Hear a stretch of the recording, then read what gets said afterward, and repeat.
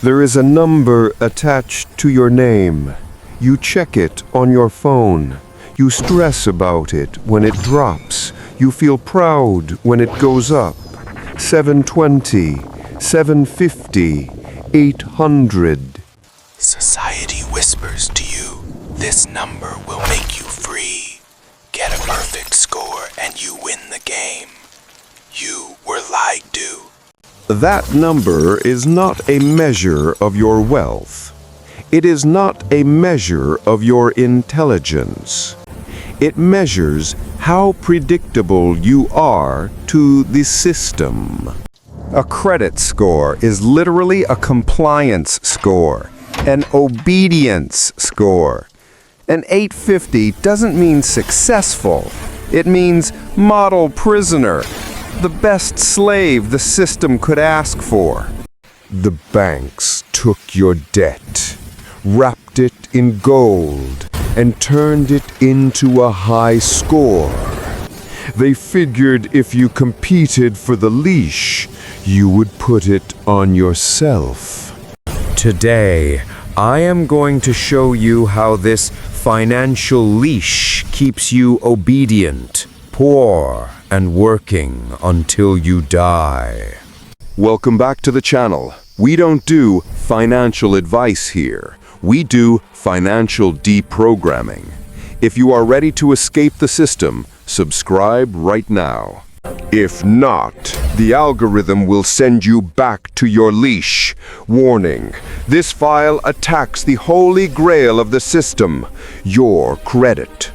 If you leave now, you will think I am telling you to destroy your score. No, I am going to teach you how to hack it. But you need to stay for hack number 3. It is the exact technique the wealthy use to detach their personal identity from their debt completely. Let's break the chains. Let's rewind to 2018. I was the financial good boy, the system's perfect son. My daily religion was my credit score. I remember getting my first premium card. Metal. Cold. It shined like a promise. I looked at it like it was a legendary sword. But it was just a chrome shackle. I checked Credit Karma like it was the stock market. Yes, up 5 points. Down 2. What did I do wrong? I was addicted to the validation. I thought I was winning. My friends were using debit cards like peasants. I was using leverage, or so I thought. I convinced myself that every swipe was a strategic move. I paid on time. I never used more than 20%. I took out a car loan just to diversify my mix. My score hit 780, top 10% of the country. But the reality was, I was broke. I had $5,000 in the bank. And that car loan, it was eating $600 a month of my cash flow. But hey, it built my credit, right? I needed capital to start my first real business. I thought, this is it. This is why I played the game. I put on my best suit. I printed out my 780 score report. I walked into the bank like I owned the place. I sat down with the loan officer, a guy named Steve. Nice suit, dead eyes. I slid my report across the desk. I waited for the applause. Steve didn't applaud. He looked at my application. He looked at my tax returns. He looked at my bank balance. And then he laughed. A small, pitying chuckle. He said, "Son, I see your score. It's very cute. But we don't lend money to scores. We lend money to cash flow. You have perfect obedience, but you don't have income." I walked out of that bank feeling naked. I got into my financed car that I was paying interest on, and I realized I couldn't even afford to fill a gas tank without anxiety. It was a direct shot to my ego, but it was the truth. I spent years optimizing a number, That only serves to get you into more consumer debt. I was a sheep, proud of the quality of its wool. That day, I decided to stop playing the slave's game and start playing the owner's game. I realized the bank didn't respect me because I was a customer. They respected me as a product. I had to change the dynamic. I had to become a threat. Here are the 3 hacks that broke me off the leash. Hack number 3 is the one the elite use. If you don't activate it, everything else crumbles. Hack number 1, the phantom user.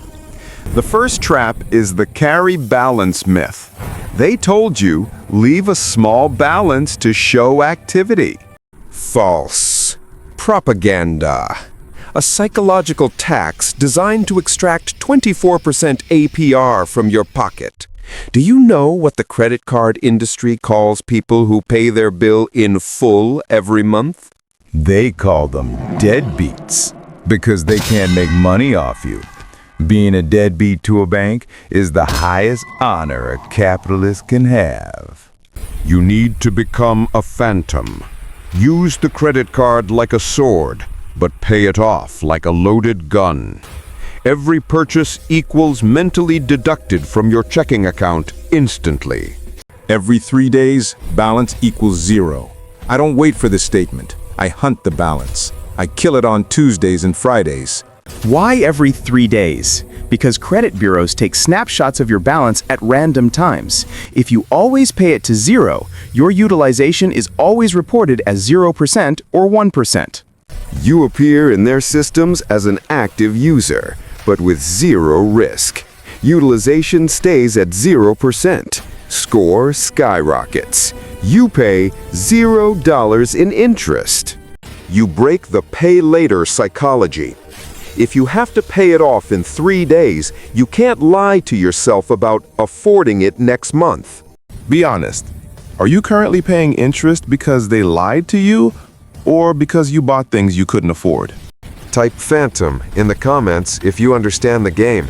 Hack number 2, the asset shield. A high score is dangerous if you still think like a consumer. Because once you become a phantom, the system will start smiling at you. Higher limits, pre-approved personal loans, offers for new cars with special financing. These aren't gifts. These are golden hooks. They are waiting for you to slip. They are waiting for your ego to say, I deserve this upgrade. And the moment you sign that lease, the trapdoor opens. The shield rule. Never use personal credit for liabilities. Not for cars. Not for clothes. Not for lifestyle. Credit is for war, not for toys. Let's define the difference. Consumer mindset versus capitalist mindset. Consumer uses credit to buy a $2,000 suit. Result, debt plus a piece of fabric that is worth $200 the moment you wear it. You are poorer. Capitalist uses credit to buy $2,000 of inventory. Result, you sell the inventory for $4,000. You pay back the $2,000 debt. You keep $2,000 profit. And you keep the credit card points for free travel. Before you swipe, ask this question. Will this purchase put money in my pocket or take money out? If the answer is out, use cash. If you don't have the cash, you can't afford it. Period. But even with discipline, there is a problem. Your personal credit is fragile. If a business fails, you fall with it. If you run ads on your personal card and Facebook bans you or the product flops, that debt is on your name. Your utilization spikes.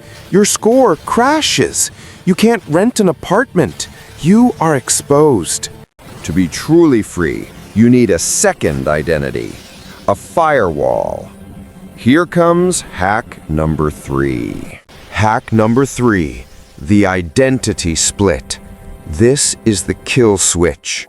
The wealthy do not hold debt in their own name. They hold debt in entities. Personal credit reports to your soul. It follows you. Business credit reports to your shadow. This is called the corporate veil. It separates the human from the operation. It allows you to take calculated risks without risking your family's roof.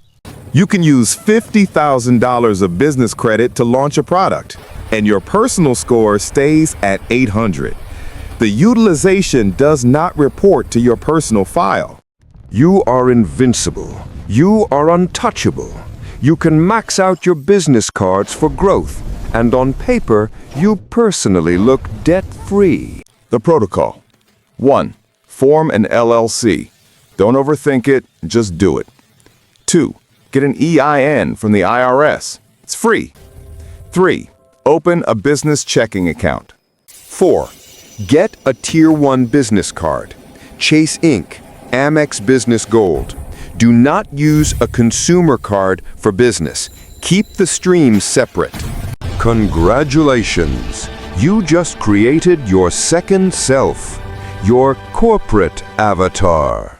This avatar can borrow 10 times what you can borrow personally.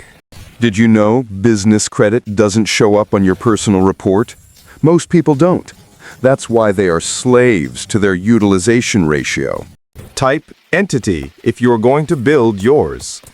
Look at the thumbnail again. Score prison. That man in the rain, chained to the 720, that was me. That might be you. The system wants you to cherish that number. They want you to protect it like a baby. But a high score with no assets is just a high-ranking slave.